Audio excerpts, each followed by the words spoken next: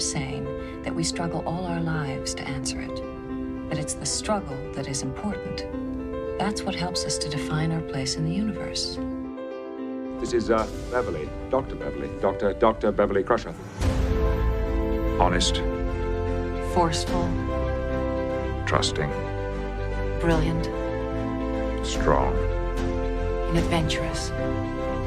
And this is Crusher Convo. And welcome to Crusher Convo. We are crushing the conversation one episode at a time.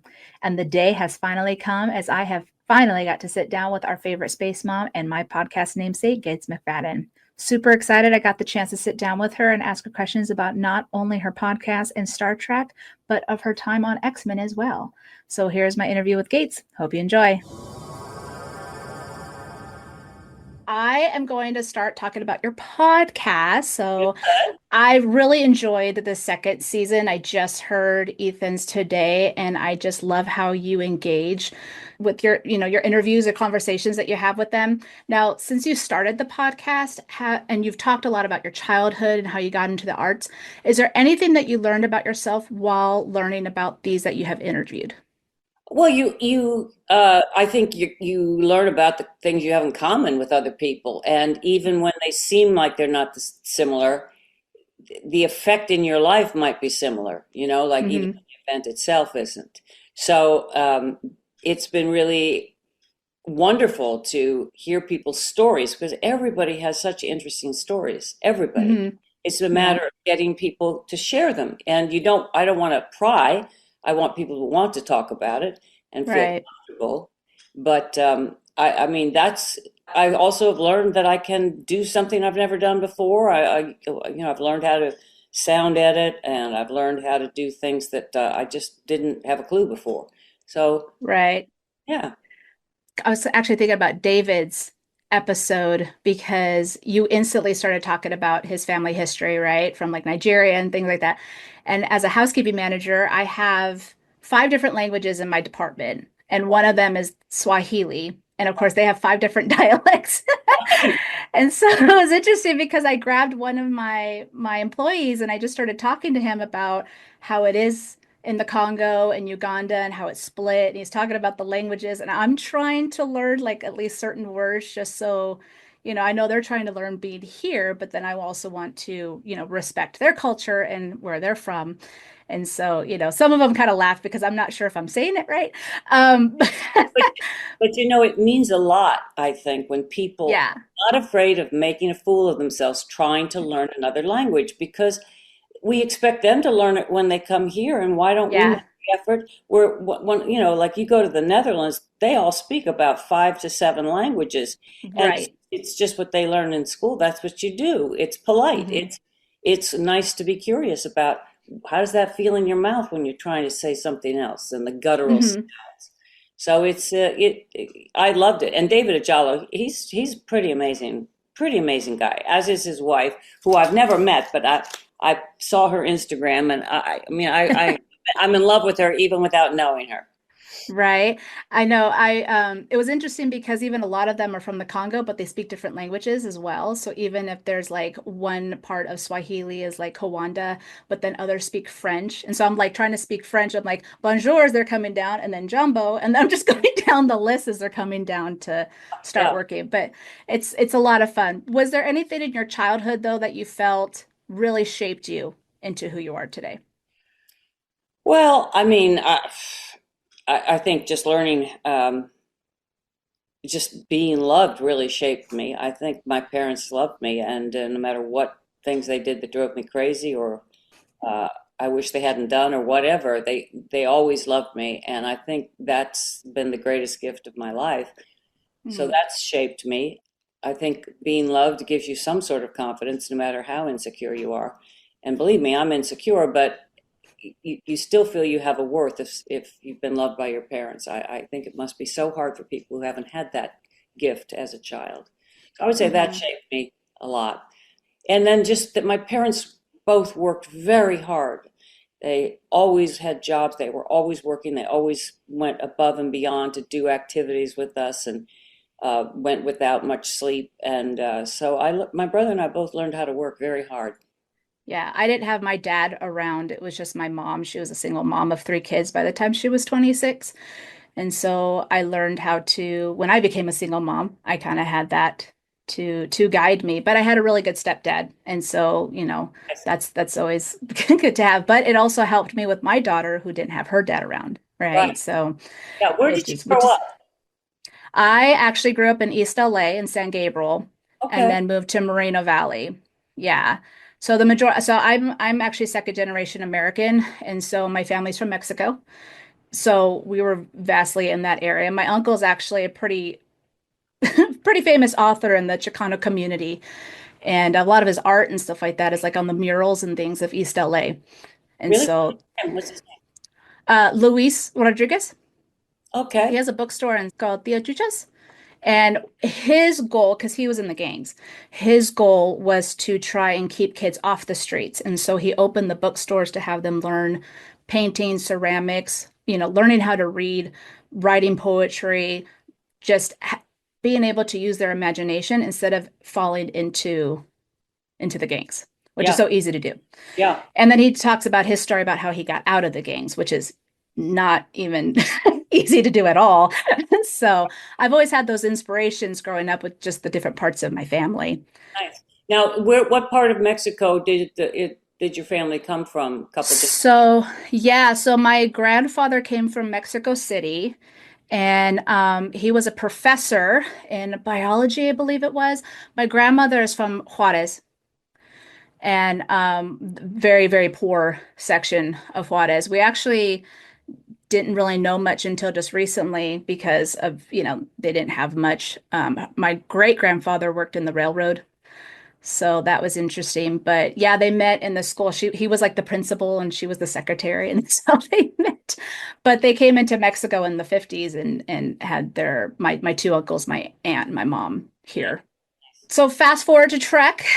So Beverly Crusher was the first parent as a senior officer running her own department, and then you became a mom in the middle of the series. So did that change the way you played Beverly, or did you just continue how you always played her? I continued the way I played her, but I was still trying to get back to how she was first season. I felt it Mhm. took several seasons. The writing of that whole first third season, what were Pulaski scripts practically. There were maybe one or two that were someone had developed for Crusher, but they felt very like another doctor.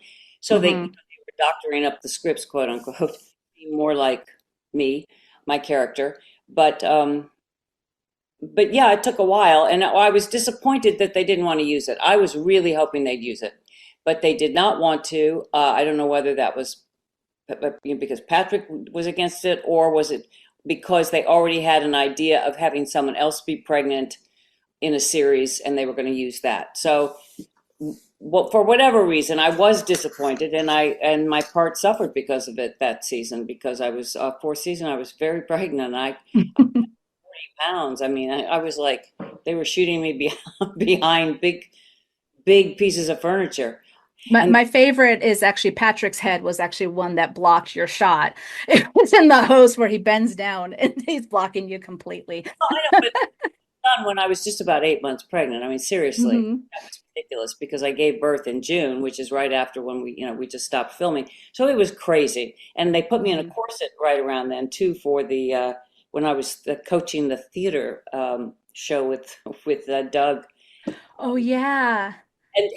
That was the only day that I was nauseous in all of my my pregnancy. You're I actually, but yeah, that was pretty funny. The poor actor who played my love interest in the host could not believe that he was playing with somebody who was that big, that pregnant. I mean, it really was funny. He could bear, but we managed. now going from TNG to season three of Picard and Beverly being so different this time around. What was the biggest challenge you had reprising the role? Well, see, I don't know that she was so different. I just think that things were maybe heightened, but she Hmm. always was somebody who was into service. She was serving her patients, and then she was delivering supplies. I think she definitely made a choice because she knew that the child's life would be very much in danger if she didn't leave. And I think she thought that Picard would be a great father eventually, and I think she was very tuned into the fact that he wasn't ready. I mean, keep in mind, it was only in the end of season two of Picard that he dealt with his issues of his father. So it's not Right. like he was for a long time ready to be a dad. So Hmm. I really feel because that was important to me. I didn't want to do it if she was going to be seen as someone who just did not let Picard know he had a son. Like she was being selfish. Yeah. I just don't think that was in the character. That was never the character, not the way.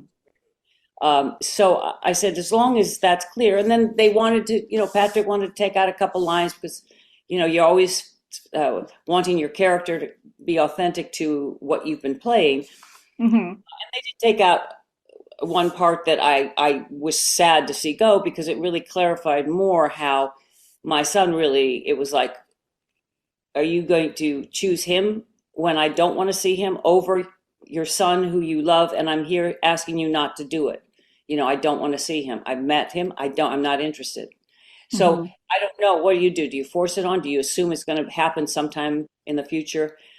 I'm not sure what one would do, but keep in mind, her son was being attacked all the time. They were for the Hmm. last several years had been just struggling to stay alive.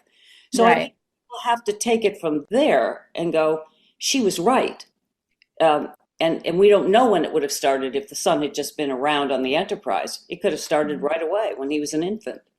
I think it was interesting, and I really enjoyed though the line when you guys had your sick bay scene where she had said, I had lost my parents, I had lost my husband, I had lost Wesley. She's lost I mean that was the thing about Beverly is she had a lot of losses in her life and she, definitely didn't let it bring her down, but she just couldn't lose anymore, especially because we didn't know what was going on with Wesley. I mean, now that Prodigy came out, we're like, oh, yeah, he got to meet Jack when he was little, but in between that, there was just no. That was something I actually really made very clear in the early talks that information had to be put in a scene somewhere so that people understood that. It was a huge loss for her to walk away from a job that she adored with her, you know, comrades in the air. I mean, she loved Mhm. those people, and for her to have to just do that, she wouldn't do it out of selfishness because Right. not at all. I think it Yeah. was definitely protecting, and she was right. Hmm. This actually is a perfect little segue because now we get into X-Men 97. And I didn't grow up with Star Trek. I grew up with Star Wars, but I did not grow up with Star Trek. But the one show that I did grow up was X-Men, the animated series. It was a huge deal in my house with my brother, my sister, my mom, and I loved the show. And the only reason why I even knew who Patrick Stewart was because he was in X-Men. And that was it. I was like, he's Charles Xavier. The one thing that I was really hoping for, because I think you had said something about like, oh, I'm in talks with Marvel, and I was like, okay, 97's coming out. I hope she's gonna be in it. My friend Tim from FSF, he tweeted like when the finale came out, he's like, the Bev heads need to watch this. And I think I left home from work. I was like, I gotta go, rushed home, saw it. I was so excited because, you know, now my worlds are colliding. Here is like my adulthood and my childhood coming together in one. And what was interesting is that Bo DeMaio, who was the season one showrunner, he just recently had an interview and he said he was watching Picard season three and he saw Beverly as a battle-hearted mother. And he said, that's our mother, Ascani. So just tell us, if you can, the story of how you just got this role and. Well, it was really, as you said, I was just called and offered it, and I loved doing voice work, and I loved doing a character that this time traveler, and she's really cool in season two. I think it's going to be a while before that, happens, It is. but already done voiceover for some of season two, and I loved it. I really like where the character's going. It's just a gift. What can I tell you? I love that world. I love the character. I think it's a really really interesting character. So Mother Ascani, yeah, there's a lot of different characters, especially in the Marvel universe and things. And so, it's also never been seen before on an animated series or anything, and she nope. she does time travel, and so it's pretty cool. She's pretty cool. Yeah, no, I was all like, oh my gosh, she is the daughter of Jean Grey and Cyclops. This is awesome. I actually drove to FanX back in September to meet your space son. Will was there. I was like, he's the last crusher I need to meet. And Lenore Zane was there, and she plays Rogue, and she just started talking, and it was hilarious because I made this image of the back of my phone where you're Beverly, and she's like, "Oh, that looks like Rogue," and I was like, "No." I was like, "That's Beverly." And she started asking me all these questions, and she's like, "Oh, well, Gates sounds really cool. I should meet her." I was like, "Funny you say that." She's on your show. It's fun. It's So, fun. Great group of actors. I haven't met all of them, but I'm looking forward to it when we start doing more, putting down season 2. Yeah. oh yeah, she actually had mentioned, she's like, "I just finished season 2, and I think you're gonna like it," and I got so excited. She actually gifted me a poster, and then she said, "There's a little rogue in all of us," is what it Nice. says. So yeah, I was all like, I felt like 7 years old again as she came out. That's nice.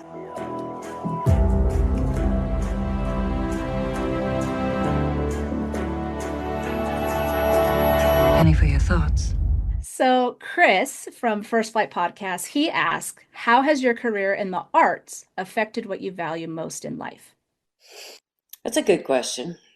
I think it has sort of been the vessel through which I can enjoy life the most, because creativity in my life, or when I'm an artist, no matter what you're doing, creativity, if you're making a new recipe, is one of the greatest joys of my life. And when you meet your child, and you watch this child develop and evolve, it's extraordinary experience. And you Hmm. see creativity right there. And then when you're creative together, I would say it's that is my favorite thing in life, really. To be creative, to watch other people who are creative, to daydream, to imagine things, to play, to develop work.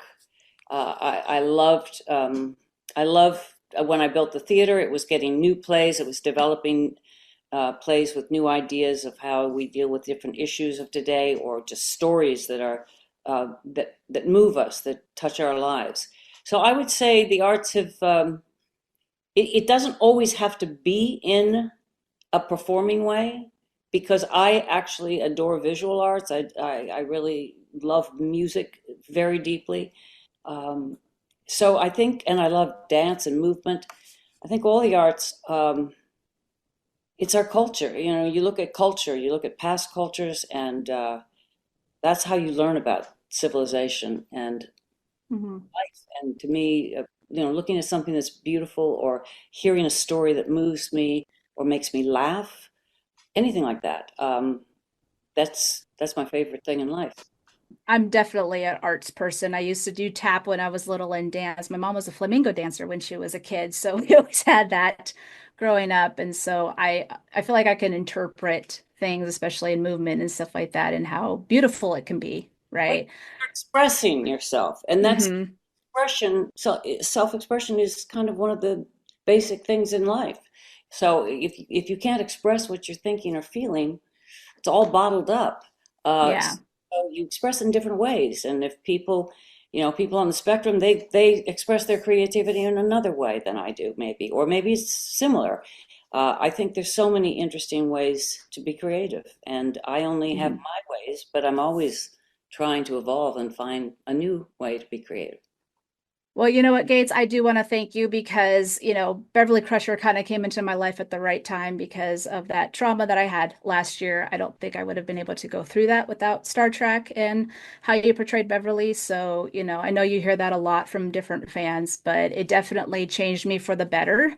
And I got to learn myself how to be a podcaster and things like that. And so I really appreciate your time with me today. Well, I think you should So, credit yourself, because the way people see our characters is really what you're projecting, and it's coming from mhm. you, and it's beautiful, and give yourself that. I can't. I think I need coffee, but I don't pat yourself on the back. It's just like Pat yourself, give yourself credit. Yeah. recognize that you were the reason that it happened, and I was just the conduit. But thank you very much.